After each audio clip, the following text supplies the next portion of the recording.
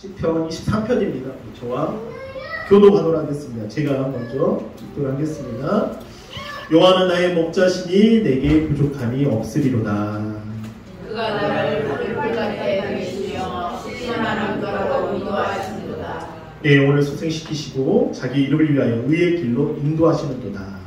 내가 사망의 음침한 골짜기로 다닐지라도 해를 두려워하지 않을 것은 주께서 나와 함께 하심이라. 주의 지팡이와 막대기가 나를 안위하시나이다. 다 읽겠습니다. 주께서 내 머릿속의 목전에서 내게 상을 차려주시고 기름을 내 머리에 부으셨으니 내 잔이 넘치나이다. 내 평생의 선하심과 인자하심이 반드시 나를 따르리니 내가 여호와의 집에 영원히 살리로다. 아멘. 자, 우리 박본도 선교사님 나오셔서 양으로 살아가는 우리 나오실 때 할렐루야라고 우리 외치면서 찬양하도록 하겠습니다. 할렐루야. 할렐루야. 만나뵙게 돼서 너무 반갑습니다. 라오스 선교사 박권명입니다. 소리가 잘 들리시나요? 네. 저도 들리죠?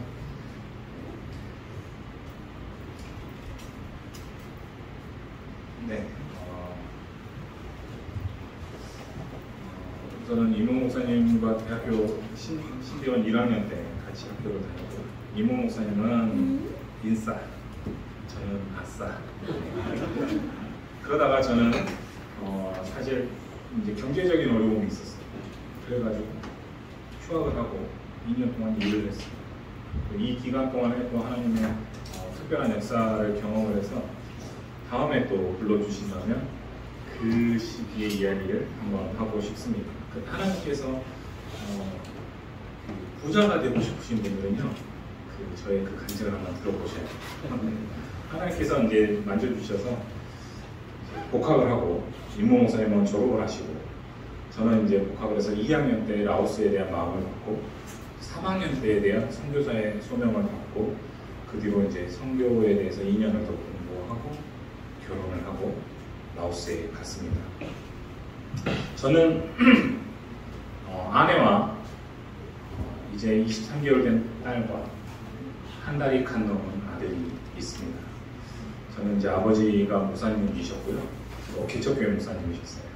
제 아버지는 제가 초등학교 1학년 때 일반 주택 2층에 한쪽에 있는 그 단칸방 있잖아요.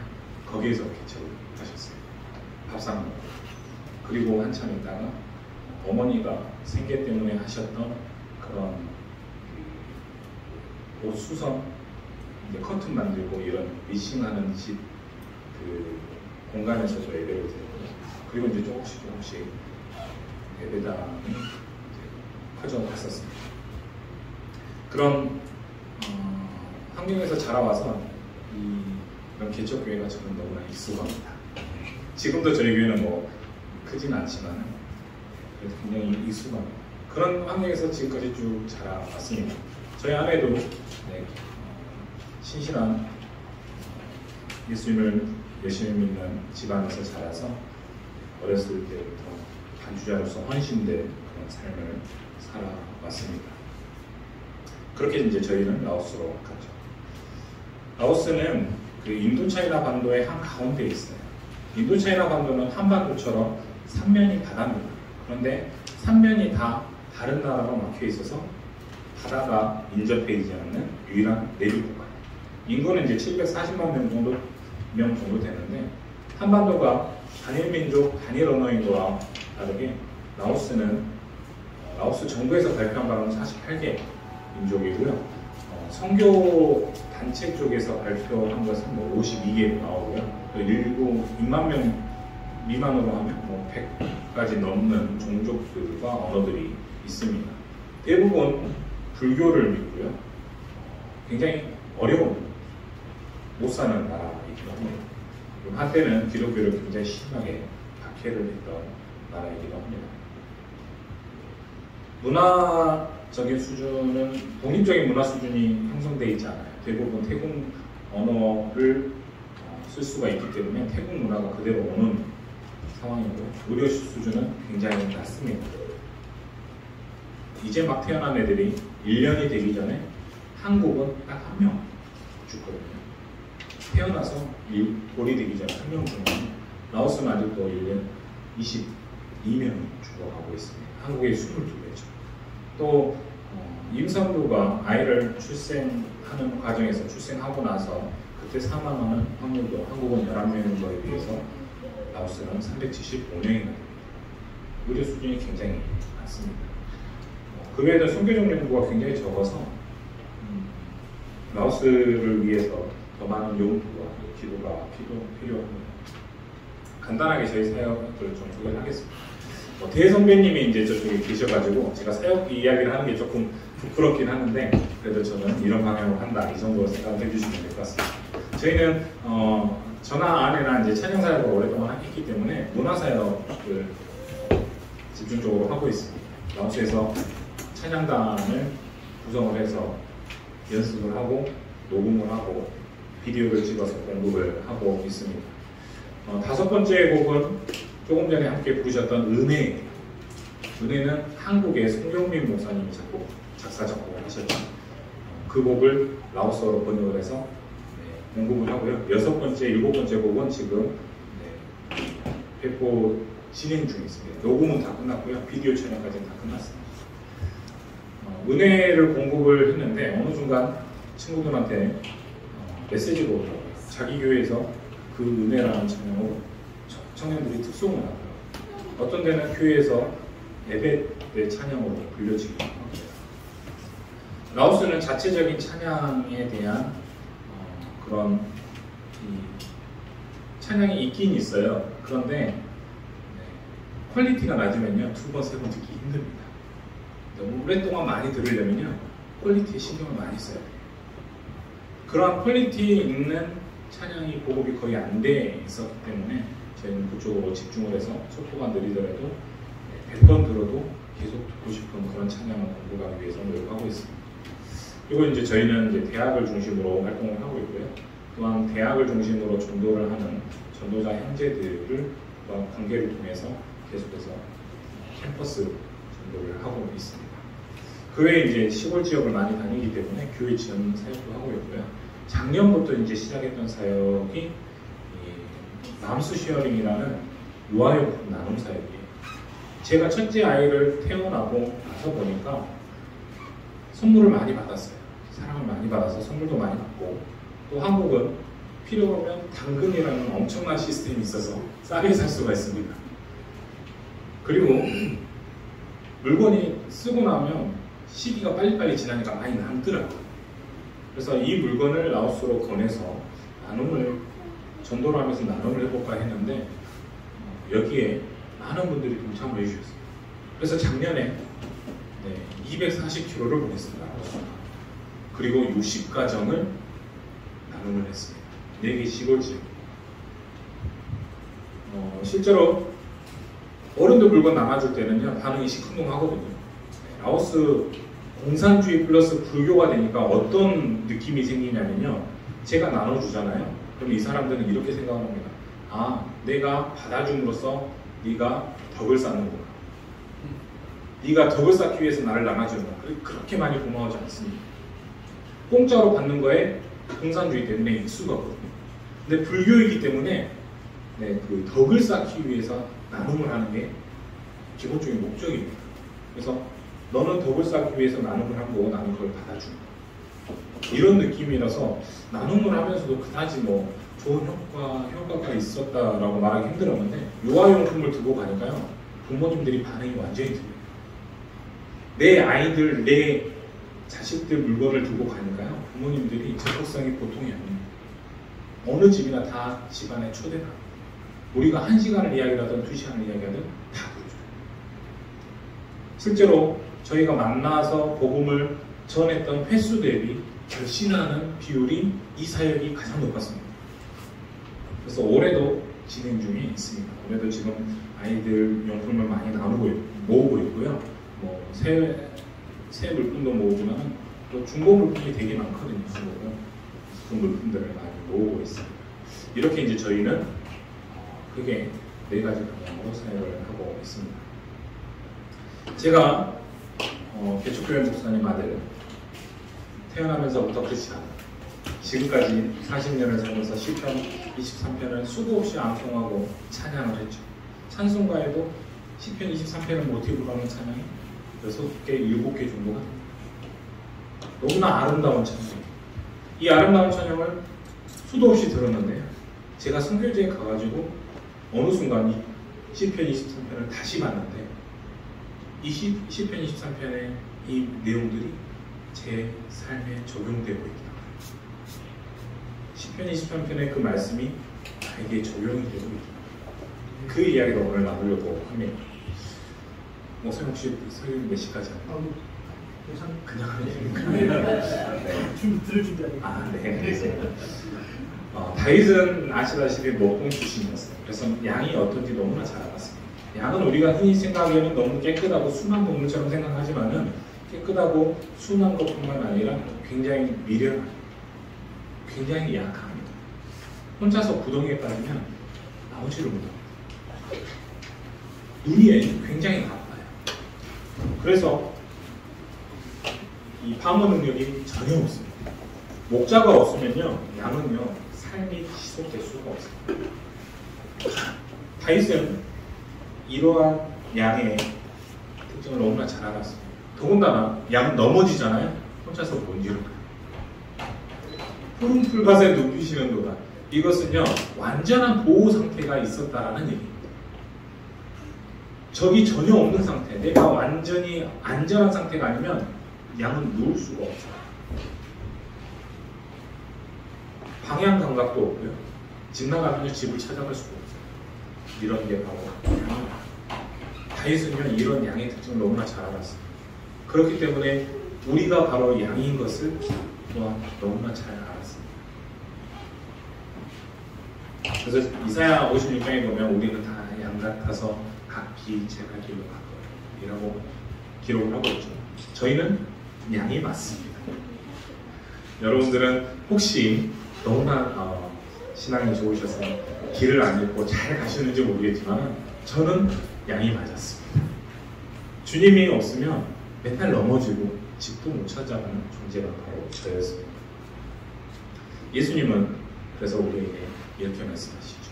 나는 선한 목자라 내가 내 양을 알고 양도 나를 아는 것이 아버지께서 나를 아시고 내가 아버지를 아는 것 같지. 나는 양을 위하여 목숨을 버린다. 바로 앞에 저 11절에도 예수님은 나는 선한 목자라 선한 목자는 양들을 위하여 목숨을 버린다고 기록을 하고 있습니다. 예수님은 우리의 목자이십니다. 이것을 인정하는 후에 어려워요. 왜냐면요, 특히 한국에서의 삶은요, 사실 하나님의 보호하심이 없어도 살만하거든요. 저도 그랬어요. 제가 열심히 벌어서 제가 열심히 살았습니다. 열심히 건강 관리하고요, 병원 다니고요, 높은 의료 수준과 지천에 널린 아티들, 또 일하면 먹고 살 수는 있잖아요. 그러니까 하나님이 양이 되는 삶이 하나님의 양이 되는 삶이 굳이 필요가 없더라고요. 그런데 저희가 라오스에 딱 가는 순간 어떤 일이 있었냐면, 라오스에 가니까 언어가 안 되잖아요. 라오스 친구들이 영어가 안 되니까요, 저희는 라오스 친구들하고 대화가 전혀 안 됐습니다. 그러니까 무슨 일이 있었냐? 아파도 병원을 못 가요. 배고파도 시장에 가는 게 겁납니다. 누가 오토바이를 빌려주셔가지고 오토바이를 타는데 오토바이 브레이크가 안 먹더라고요. 고칠 수가 없는 거예요. 뭐라고 할 거예요? 저희 공항에 떠날 때 저희 아내의 모습, 그리고 라오스에 가서 오토바이를 타고 다니면서 길을 익히기 위해서 엄청 돌아다녔어요. 저는 오토바이 타고. 저희 아내 눈 풀려 있는 거 보이시죠? 라오스에 가니까 제가 철저하게 무능력하구나, 내가 혼자 할 수 있는 게 아예 없구나 라는 것을 느낄 수가 있었습니다. 그러니까 이제 누가 보이냐? 하나님이 보이더라고요. 내게 부족함이 없습니다. 막상 가면요, 부족할 거 되게 실제로 많습니다. 제가 우리 집에 냉동고에 하도 쌓여서 나중에 버리는 그 아이스팩 있잖아요. 아이스팩을 찾기 위해서 일주일을 돌아다녔을 거예요. 없는 게 너무나 많더라고요. 실제로 60년 전에는 우리 삶에 꼭 필요한 게 18가지였는데 지금은 그게 50가지입니다. 일반적으로 필요한 것은 60년 전에는 72가지였는데요. 지금은 500가지. 필요한 게 굉장히 많아요. 그런데요, 내 능력으로 안 되고 내가 혼자서 할 수 없다는 것을 철저하게 느끼고 하나님을 바라보다가 우리의 삶에 부족한 게 없어지더라고요. 그러한 기적을 저희는 초창기에 체험을 했습니다. 대표적인 게 김치예요. 김치. 한국 사람은요, 외국 나가서 살면요, 김치 하나만 있으면 돼요. 정말 신기합니다. 한국 음식 그렇게 많지만요, 김치 하나만 있으면 됩니다. 김치 하나만 있으면요, 생으로 먹고, 익혀 먹고, 볶아 먹고, 끓여 먹고, 찜해 먹고. 네. 김치 하나만 있으면 다 됩니다. 근데 문제는요, 제가 결혼하고 다음날 선교 훈련을 들어갔고요. 선교 훈련을 끝나고 나서 목사 한 수 받고 얼마 안 지나서 라오스로 파송받아서 갔습니다. 뭐가 문제냐? 저희 아내는 태어나서 김장을 한 번도 해보지 않았다는. 네, 저희 아내는 태어나서 김치를 담글 줄 모르는 거죠. 김치가 그냥 담근다고 되는 게 아니잖아요.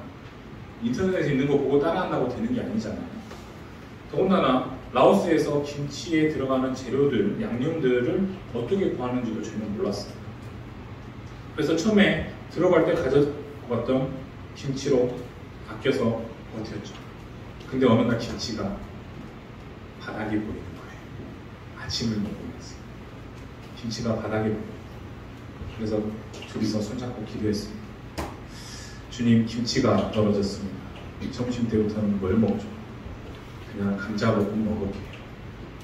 이렇게 기도를 했어요. 학교를 갔는데요, 제가 라오스 언어를 배우는 그 학교에 교장 선생님의 사모님, 선교사예요. 그날 학교 가는데 학교 냉장고에 김치 넣어놨어요. 가져가세요. 그러지. 아침에 기도했습니다. 학교 가는데 가져가라고. 너무나 감동입니다. 또 열심히 김치를 먹었죠. 그러다가 또 김치가 떨어지기 시작하는 거예요. 마지막 김치. 아내와 함께 마지막 김치를 나누면서 기도했습니다. 주님, 이게 마지막 김치입니다. 기도했어요. 그날 오후에 한인연합교회 사모님이 김치 가지러 오랍니다. 하나님이 이렇게 역사를 하시는. 또 김치가 떨어져요. 기도해요. 그러면요, 다음 끼가 되기 전에요, 하나님이 너무나 정확해요. 사람들을 통해서 역사를 하시는데요, 다음 끼가 되기 전에 누군가를 통해서 공급해 주시는데, 기도했더니요, 옆집에 계신 선교사님, 그분 김장 거의 안 하시거든요. 김장하셨다고 김치를 또 주시는 거예요. 또 기도를 했더니 조금 멀리 떨어진 선교사님이 김치를 주고 가시고요. 또 기도를 했더니 한국에서 오셨다가 지방에 계셔서 지방으로 내려가시기 전에 제가 픽업을 해드렸더니 고맙다고 김치를 주시고, 이러한 경험이 최소 10번 이상이었습니다. 20번까지는 안 됐어요. 하나님이 얼마나 세심하게 우리를 돌보시는지 저는 그때 처음 느꼈어요. 그전에는 제 능력으로 살만 했거든요. 필요한 거 있으면 제가 돈 벌어서 살면 되죠. 한때 저도 돈을 잘 벌었거든요. 좋은 차 타고. 네, 한때는 그랬어요. 제 능력으로 살만 했어요. 제가 하나님 앞에 제대로 의지한 적이 없었던 거예요. 제가 모태신앙이지만 내가 수도 없이 시편 23편을 외우고 찬양하고 암송했지만 제대로 하나님 앞에 의지한 적이 없었다는 거예요. 시편 34편에는 젊은 사자는 궁핍하여 줄일지라도 여호와를 찾는 자는 모든 좋은 것에 부족함이 없습니다. 젊은 사자, 야수의 상징이죠. 힘 있는 사람, 힘 있는 자의 상징이죠. 젊은 사자는 배고파도 하나님 찾는 사람들은 부족함이 없다고 시편은 고백하고 있습니다. 이러한 김치의 역사가 언제 끝나냐? 어느 날 저희 아내가 이 선배 선교사님 집에 가서 김장을 배워왔습니다. 그리고 나서 김장을 스스로 해봤는데 안 되더라고요. 한번 배렸어요. 실패했습니다. 그리고 또 한 번 다른 데를 가서 김장을 배웠습니다. 그리고 나서 김장에 성공했어요. 파김치를 맛있게 담갔습니다. 배추김장, 파김치를. 그리고 파김치를 많이 담가가지고 3월은 또 손이 커야 된다고 본인이 그런 신념이 있어가지고 많이 해가지고 주변에 다 나눠주죠. 그 뒤로 김치가 떨어졌다고 기도해도 하나님의 응답이 오지 않았습니다. 지금까지. 우리가 김장을 할 수 있을 때가 되니까 하나님이 그런 기적적인 역사를 멈추시더라고요. 이렇게 하나님은 우리를 세심하게 돌보셨어요. 이외에도 하나님의 돌보심이 굉장히 많이 있었습니다. 다음에 또 기회가 된다면 이러한 간증들을 나누겠습니다. 2절에는요 이렇게 기록하고 있어요. 그가 나를 푸른 풀밭에 누이시며 쉴만한 물가로 인도하시는 것. 양은요 방어 능력이 없기 때문에 안전한 곳이 아니면 눕지가 않아요. 양은요 눈이 나쁘고 방해 감각이 또 균형 감각이 약하기 때문에 흐르는 물에서는 물을 먹을 수가 없어요. 빠르게 흐르는 물에서는 물을 못 먹어요. 그래서 잔잔하게 흐르는 물에서는 물을 먹을 수가 있어요. 목자가 아니면요 양은 눕거나 물을 먹는 게 굉장히 어렵습니다. 저희가 라오스에 가가지고 지구에 사는데 도둑이 자기 집처럼 왔다 갔다 하더라고요. 네, 특히나 그런 곳에서는 외국인들의 집은 타겟이 되기가 쉽습니다. 왜냐하면 신고를 해도 경찰들이 적극적으로 나서지도 않고요. 또 외국인 집에는 기본적으로 물건들이 비싼 것들이 많이 있고 도둑이 맨날 왔다 갔다 하는 거예요. 불안해서 살 수가 없어요. 기도했습니다. 우리가 이사갈 집을 가고 기도했습니다. 저희 아내는요 기도를 했는데 말도 안 되는 조건들을 거는 겁니다. 이 사람이 라오스에 대해서 전혀 모르는 것처럼 기도를 하는 겁니다. 기도의 제목이 이랬습니다. 마당은 있는데 흙은 하나도 없는 대로 주세요. 벌레를 엄청 싫어하거든요. 마당은 있는데 흙은 하나도 없는 대로 주세요. 두 번째, 마음껏 찬양할 수 있는 집으로 주세요. 저희는 이제 찬양을 집에서도 연습을 하고 집에서 모임도 하고 막 이러니까요. 마음껏 찬양할 수 있는 집으로 주세요. 세 번째, 부엌과 거실이 터져 있는 집으로 주세요. 이게요 라오스에서는 말이 안 돼요. 왜냐하면 라오스에서 그래도 단독주택에서 살만한 사람이면요 대부분 요리사가 따로 있습니다. 그래서 주방이 밖에 있거나 그냥 작은 방으로 독립이 돼 있어요. 근데 아내는 그 부엌에 방에 가가지고 요리하고 나오는 게 너무 싫었나 봐요. 그래서 한국처럼 거실과 주방이 뚫려 있는 데를 달라고 기도를 하는 거예요. 제 아내가 그 얘기를 할 때마다 제가 그랬습니다. 라오스의 마당에 흙 없는 집이 어디냐? 라오스의 거실과 주방이 뚫려 있는 집이 어디냐?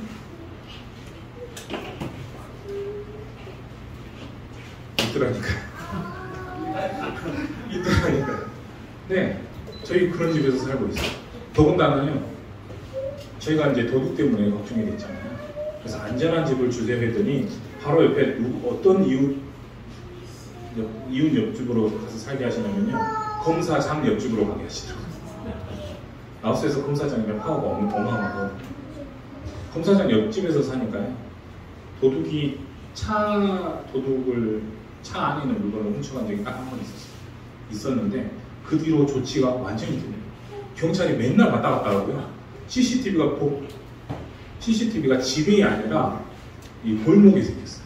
라오스에 골목에 CCTV 있는 경우가 없습니다.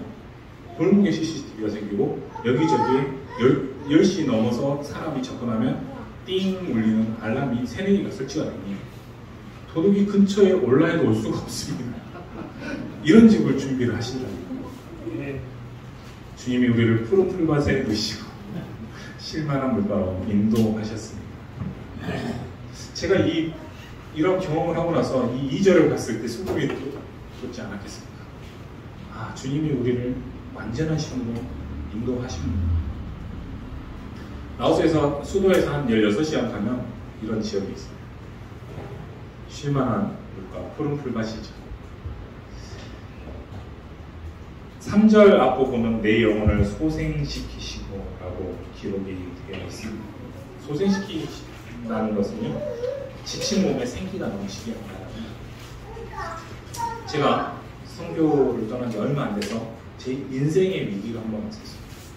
제 인생, 제 신앙의 가장 큰 위기가 한 번 왔어요. 그게 뭐냐? 저희 누나가 천국 가다가, 저희 누나랑 저랑 같이 사역을 하던 사진인데요. 저희 누나는 찬양 사역자였어요. 그리고 교회에서 열심히 헌신하던 청년 사역자였고, 대외적으로 활동도 굉장히 많이 했어요. 근데 누나가 갑자기 천국으로 갔어요. 위안으로. 저희는요, 이해할 수가 없었어요. 저희 교회에서는요, 기도받고 유방암 났지, 부러진 뼈가 붙지, 뱃속에 죽었던 아이가 살아나지, 엄청난 기적적인 일이 많이 일어난 겁니다. 저희 누나가 위암 걸렸다고 했을 때요, 저는요, 걱정 하나도 안 했어요. 아, 주님이 살리시겠지. 주님이 치료해 주시겠지. 그동안 주님이 치료해 주신 사람이 얼마나 많은데, 그 증인들이 우리 교회에 얼마나 많은데, 주님이 사랑해도 가장 사랑했을 만한 저희 누나를 데려가셨으리라고 저는 생각을 전혀 못했습니다. 근데 누나가 위암으로 가는 거예요. 하나님 앞에 너무 서운하고, 그래서 저는 누나를 보내고 나서야 하나님한테 멀어지려고 애를 썼어요. 기도 절대 안 했어요. 기도가 나올 수가 없어요. 혹시나 하나님이 응답하실까 봐 기도 못했어요. 하나님 앞에 멀어지려고 애를 썼죠. 그런 시기가 있었는데 하나님이 말도 안 되게 회복을 시키신다. 그래서 지금은 다시 주님의 주신 그 사명을 따라서 가고 있습니다. 나중에 이야기는 길게 또 불러주신다면, 자, 길게 어떻게 회복을 하게 된다. 이것도 하나님의 정말 그 세심한 역사가 있었어요. 하나님께서 저에게 주신 많은 깨달음이 있었습니다. 어떻게든 그렇게 해서 저는 회복을 해서 다시 사역의 자리로 돌아왔습니다. 자기 이름을 위하여 의의 길로 인도하시는 겁니다. 저희 찬양 사역에 관련된 이야기인데요. 제가 라오스에서 예배를 드리는데요, 가슴이 너무 아픈 거예요. 라오스어로 된 찬양이 없는 거예요. 태국어 찬양을 라오스어로 조금 바꿔서 부르는 거예요. 그리고 찬양이 너무 마음대로 해요. 반주가요, 딴따라가 반주하는 것처럼 자기 마음대로 반주를 합니다. 가슴이 너무 아프더라고요. 아, 이들에게 롤모델이 필요하겠군요. 한국은 롤모델들이 많잖아요. 예전부터 굉장히 롤모델들이 많았습니다. 그래서 교회의 찬양이 아주 빠르게 발전할 수 있었어요. 찬양단을 만들어야 되겠다. 마음을 먹고 아내하고 공유를 하고, 또 아내가 이제 음악 전공자니까 우리는 어차피 문화사역이 포인트였으니까 롤모델이 되는 찬양단을 만들자. 라오스에서 가장 실력 있는 크리스찬 뮤지션들을 모아보자 라고 하고 모든 교회를 다 다녔죠. 찬양단 친구들 실력 모든 교회를 다 다니고, 또 조금 가능성 있는 사람들 만나고, 또 함께 협력해 줄 수 있는 언어를 잘하는 한국 선생님들, 또 이외에도 영향력 있는 선생님들 만나서 협력해 달라고 3개월들을 쫓아다녔는데요, 진척이 하나도 안 되더라고요. 저희 아내가 처음에 부정적으로 얘기했고, 쉽지 않은 거야. 협력이 안 됐다. 안 도와줬다. 근데 안 되더라고요. 그래서 저 포기하려고 했어요. 지금은 아닌가 보다. 나중에 내가 더 영향력을 갖추고, 적어도 우리 제자들이 좀 생기고, 그러면 해야 되겠다. 라고 포기를 이제 하고 있었습니다. 그러다가 원래 알고 지내는 어떤 집사를 한 명 만났는데, 찬양하는 집사는 아니었어요. 음악하는 집사는 아니었어요. 집사를 만났는데, 뭐 이렇게 팔려도 안 돼. 지금 포기를 하려고 한다. 라고 했더니 이 친구가 자기가 뭐하고 오겠대요. 그래서 막 계속 카톡, 이제 메신저 계속 연결이 되는 겁니다. 그러더니 딱 2주 만에 싱어부터 모든 세션, 모든 반주, 더군다나 매니저들, 동영상 만들 사람, 촬영할 사람, 회계까지 완벽한 구성원으로 다 모인 거예요. 딱 2주 만에. 그리고 모인 사람을 봤더니 우리가 이 사람들은 교회 중간 리더라서 우리 사역에 함께 할 수 없을 거야 라고 생각을 했던 그런 사람들이 모여 있는 거예요. 그리고 나서 진행이 되고 있습니다. 내가 하려고 했는데 안 되더라고요. 그런데 주님이 진행을 시키시니까요. 순식간에 내가 기획했던 것보다 훨씬 더 완벽하게 진행이 되는 것을 봤습니다. 의의 길로 인도하셨습니다. 이 찬양단은 이제 계속 진행을 하고 있고요. 올해 9월부터는 이제 1기 멤버들은 각 교회에서 이제 현재 교회 리더로 가서 계속 선택이 되고 2기 멤버를 모집을 해서 또 진행을 하게 됩니다. 현재는 지금 찬양 작곡 대회를 진행하고 있습니다. 라오스에 찬양 작곡 대회가 한 번도 없었거든요. 크리스찬 작곡 대회를 지금 진행 중에 있습니다. 8월 15일에 시상식을 하게 됩니다. 많은 크리스찬들이 기다려왔다라고 하면서 열심히 자기가 작곡한 곡들을 보내고 있습니다. 물론은 곡 자체는 음악적으로는 말도 안 되는 곡들이 많이 있습니다. 하지만 한국에 있는 크리스찬 작곡자들이 편곡을 잘해서 라오스를 위한 라오스에 의한 찬양을 공급할 예정입니다. 한 가지만 더 간증 나누려고 합니다.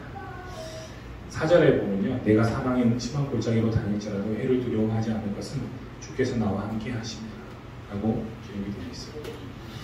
제가 처음에 라오스에 간 지 1년이 안 돼서 댕기열병에 걸렸어요. 고생을 좀 했습니다. 그러고 나서 그 다음에 댕기열병에 또 걸린 거예요. 그런데 원래 댕기열은 한 2주 정도 아프거든요. 근데 2주가 지났는데 차도가 좋아지지 않는 거예요. 그래서 병원에 입원을 했습니다. 너무 상태가 심각해지더라고요. 24시간 수액을 맞으면서 해열제를 6시간 단위로 계속 투입했어요. 근데 열이 39도 아래로 안 내려가요. 음식은 못 먹은 지 며칠 됐습니다. 그런데 어느 순간 물을 먹었는데 다 쏟아내는 거예요. 위로 쏟고 아래로 쏟고 온몸에 수분이 빠져있는 상태.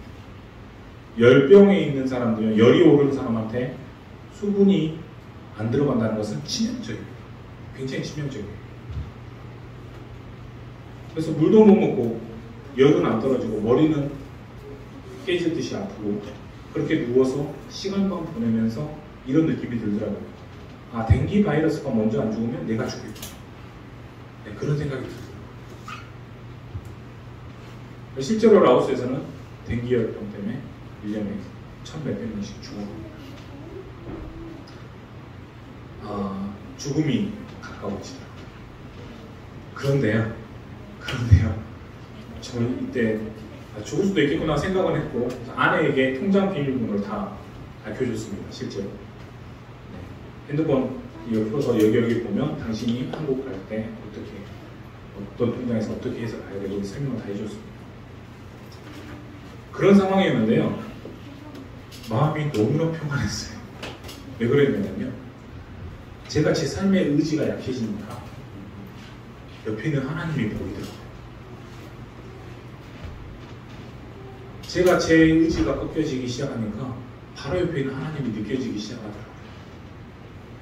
그래서 누워있긴 했었는데 내가 아무것도 못하고 고통 속에 있긴 했지만 전 하나님이 너무나 가까웠어요. 이때.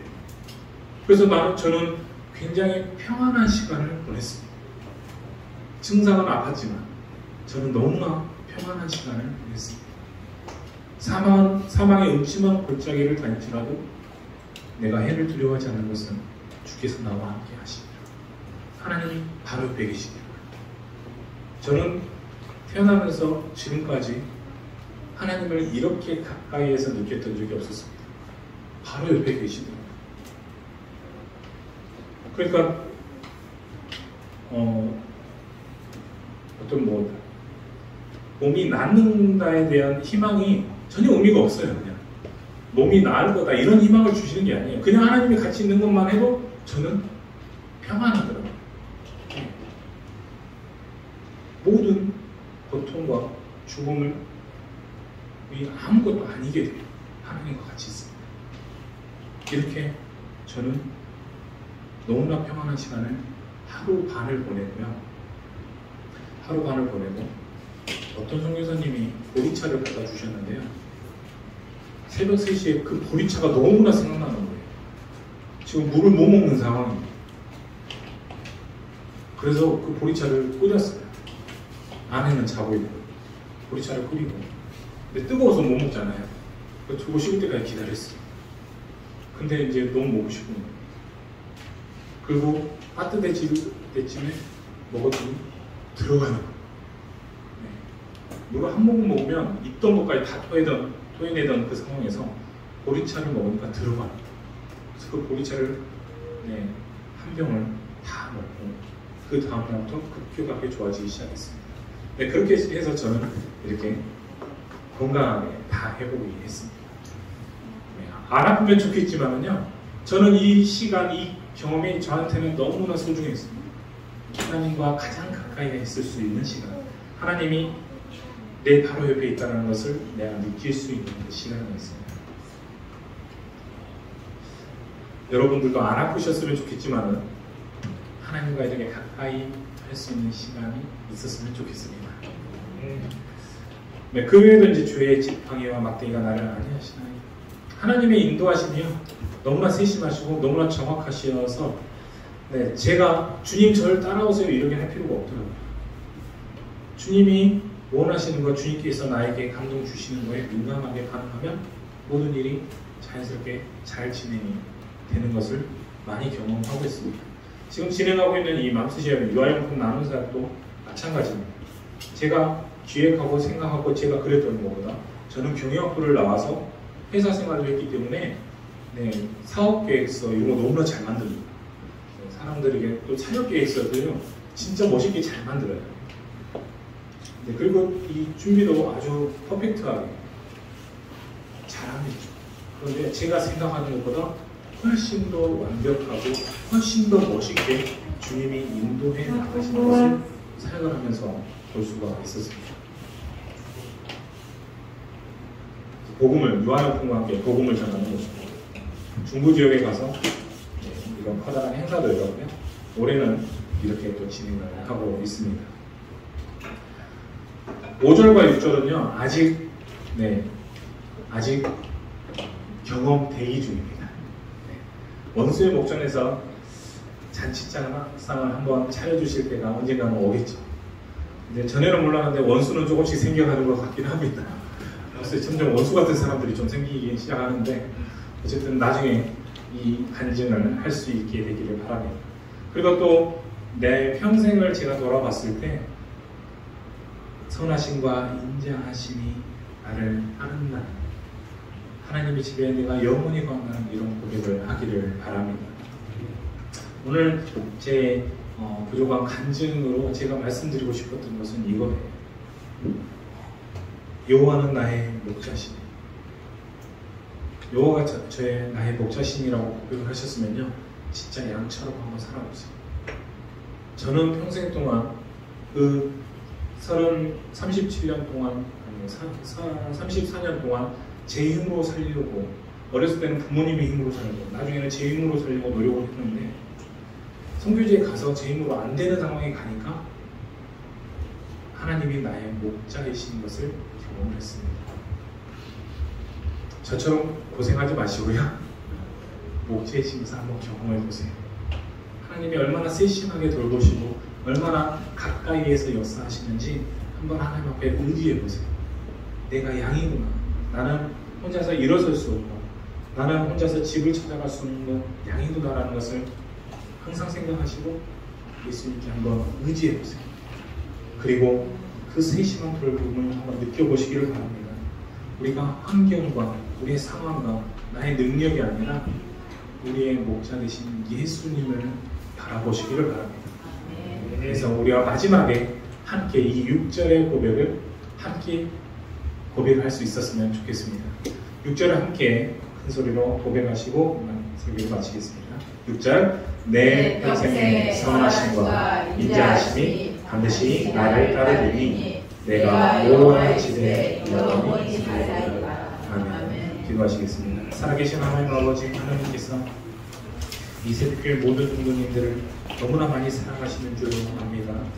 또한 우리들을 하나님께서 세심히 돌보시기를 원하시고 또 우리를 불꽃 같은 눈으로 지켜보고 계신 것을 압니다.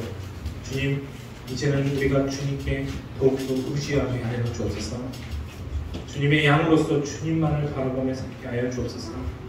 주님께 온전히 의지하며 살게 하여 주옵소서. 그래서 주님의 선하심과 인자하심이 우리의 삶에 가득 채운 그런 삶을 살게 하여 주시옵소서. 예수님 이름으로 기도했습니다. 아멘.